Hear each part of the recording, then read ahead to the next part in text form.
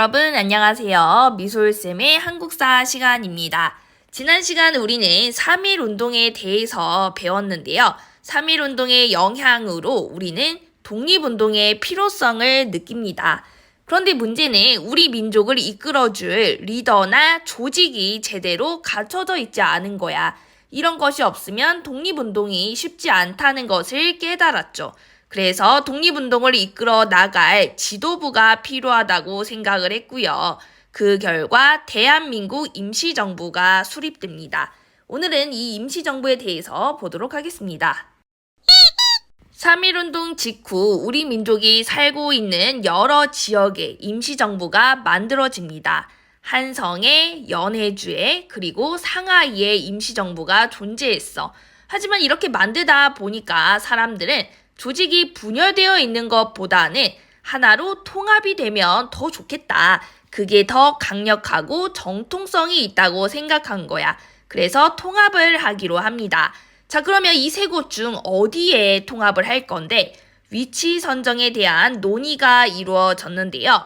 자, 먼저 한성 정부. 한성이 어디야? 오늘날 서울이죠. 이곳은 당연히 우리 땅이니까 우리 민족이 제일 많이 살고 있겠지. 그래서 여기에 만들면 좋을 것 같기는 해. 하지만 그만큼 일본의 감시와 탄압이 심한 곳이기도 합니다. 가장 위험한 곳도 여기야. 때문에 한성에 임시정부를 만드는 것은 쉽지 않은 일이었습니다. 자, 그리고 두 번째, 대한국민의회는 러시아 땅인 연해주, 블라디보스토크에 존재했고요. 이곳은 우리 민족이 많이 살면서 독립운동을 위한 기지를 건설한 곳이기도 하잖아. 학교도 만들고 군대도 만들고 그러다 보니까 무장투쟁을 하는데 최적화된 장소였습니다. 자, 마지막 세 번째, 중국 상하이에 있던 임시정부. 당시 상하이는 중국이 프랑스에게 임대를 해서 프랑스가 관리하고 있는 조개지였어. 그래서 일본이 간섭하기가 좀 어려운 곳이었습니다. 또 힘센 여러 나라들의 공사관이 많았기 때문에 외국에 우리의 독립을 알리기에도 좋은 위치였어. 그래서 한성 정부를 기반으로 통합을 하되 위치는 상하이에, 이름은 대한민국 임시정부로 9월에 통합을 하게 됩니다. 그렇다면 대한민국 임시정부는 어떤 조직이었을까? 임시헌장을 통해 살펴볼게요. 자, 먼저 제1조. 민주공화제로 한다. 공화제. 자, 공화제가 뭐야? 여러 사람이 함께 정치를 하는 거죠. 이전에는 왕이 있고 왕이 의사를 결정했다면 이제는 그게 아니야. 여러 사람들의 합의에 의해서 의사가 결정되는 정치 형태를 추구했습니다. 자, 그리고 2조. 임시의정원의 결의에 의해서 통치한다. 자, 이거는 삼권 분립과 관련이 있어요.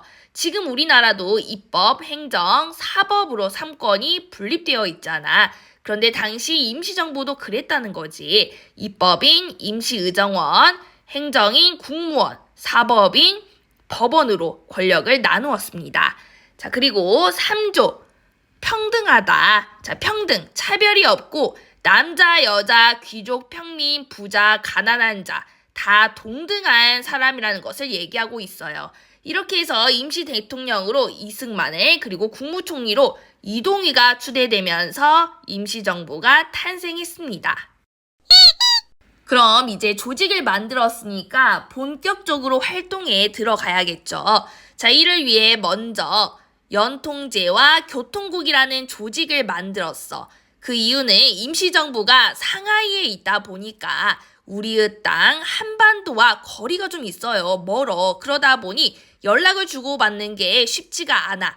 그래서 임시정부는 활동을 제대로 하기 위해서는 국내와의 연결고리가 중요하다고 생각을 합니다. 그래야 독립운동을 할 때 필요한 자금도 대주고 정보도 주고 무기도 옮기고 연락도 주고받을 수 있으니까.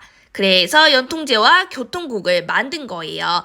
자, 먼저 연통제는 비밀 행정 조직망인데 지금 우리나라가 이렇게 도가 있고 그 아래 막 시, 군 이렇게 있잖아. 이러한 조직들을 따로 만든 거야. 그래서 서울에는 총판, 그 다음엔 독판, 군감, 면감 이런 식으로 우리만의 행정 조직을 만들었고요. 교통국은 정보를 수집하고 연락하는 통신기관의 역할을 했습니다. 그래서 이러한 이제 조직들을 통해서 정보와 자금을 주고받았습니다. 자, 요거 좀 기억을 해두세요. 그 다음 독립운동을 하려면 또 돈이 필요하잖아. 그래서 애국공채, 독립공채를 발행합니다. 뒤에 독립을 한 이후에 갚겠다고 하면서 파는 거야. 이거를 많은 사람들이 샀어요. 독립이 언제 될 줄 알고 사? 그런 게 아니야. 뒤에 돈을 다시 돌려받으려고 사는 게 아니라 독립을 위한 마음으로 샀던 거예요. 특히 미국 하와이에 있던 우리 동포들이 힘들게 번 돈으로 정말 많이 삽니다. 그러면 그 돈이 교통국을 통해서 임시정부로 들어가는 거지. 이렇게 자금을 확보했고요. 또 독립운동 활동들을 소개하는 독립신문을 만들기도 합니다. 그리고 초반에는 주로 외교 활동을 열심히 해요. 외교를 하기 좋아서 상하이에 임시정부를 통합시킨 거잖아. 게다가 당시 대통령인 이승만이 외교를 강력 주장했던 인물이었거든. 그래서 파리 강화회의에 파견된 김규식을 임시정부의 대표로 정합니다. 자, 이분이 김규식인데요. 파리 강화회의에 가서 우리의 독립의지를 밝혔어. 또 미국 워싱턴에는 구미위원부를 설치해서 미국을 비롯한 여러 강대국들에게 우리의 독립을 요청하고 주장하는 엽서나 편지를 보내는 활동을 합니다. 하지만 활동한 지 얼마 안 돼서 임시정부에는 위기가 찾아와요. 바로 국내에 있던 연통제와 교통국 조직이 발각된 거야. 관련자들이 체포되고 조직이 와해되고 임시정부가 국내와 연락할 방도가 사라지면서 정부와 자금 확보에 어려움을 겪어.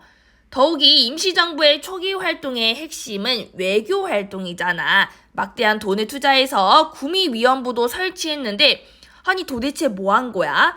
눈에 보이는 성과가 없는 거지. 독립을 해달라고 백날 편지 쓰면 뭐해. 그 편지를 받는 강대국들은 우리의 상황에 관심이 없어요. 우리 편을 들어주겠니? 자기들한테 아무런 이익도 되지 않는데 우리를 지지해주지 않아.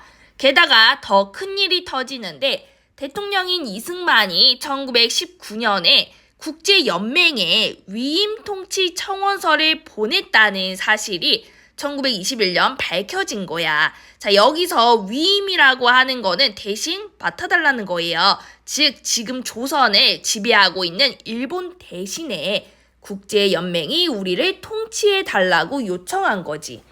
이 사건이 터지자 많은 사람들이 이승만을 비난합니다. 일본이나 국제연맹이나 결국 우리의 주권이 없는 건 똑같잖아. 그게 독립이야? 하면서 비난을 했고요. 임시정부 이대로 괜찮은 거 맞아? 하는 우려의 목소리가 나오기 시작합니다. 그렇게 되면서 임시정부가 앞으로 어떻게 활동을 해야 할지 앞으로의 방향성에 대한 회의가 1924년 열리는데요. 이 회의를 국민대표회의라고 합니다.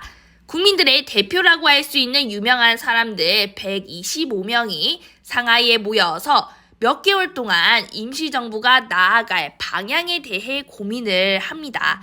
자, 이때 나온 의견이 뭐였냐면 먼저 신채호는 지금 임시정부 망했어. 그러니까 없애고 다시 시작하자고 해.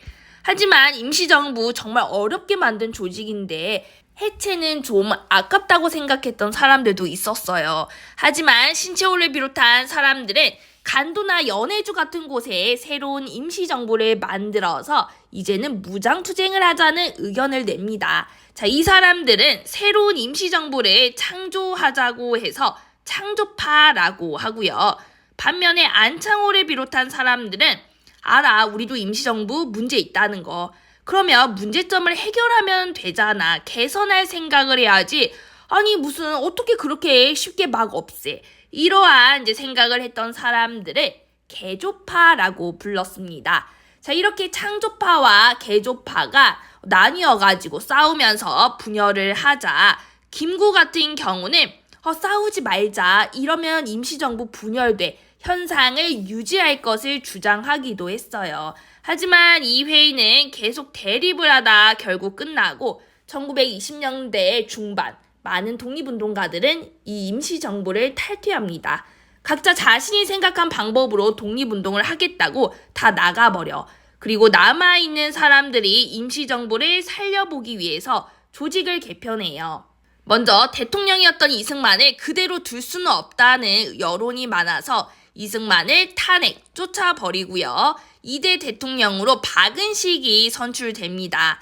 그런데 그 다음 해에 돌아가셔. 그래서 그 이후에는 여러 지도자가 집단으로 임시정부를 끌고 가는 집단 지도체제로 이제 바뀌게 됩니다. 그런데 이거는 뭐 그렇게 중요한 건 아니고요. 굳이 외울 필요까지는 없습니다. 자, 그리고 당시 돈도 없고 사람들 다 떠나고 침체되어 있는 상황에서 김구는 임시정부를 다시 살리기 위해 1931년 한인 애국단을 만들게 되는데요. 이거는 뒤에 다시 나와요. 그래서 그 이후 임시정부의 모습은 1930년대 이후 무장투쟁 부분에서 다시 이어서 보도록 하겠습니다.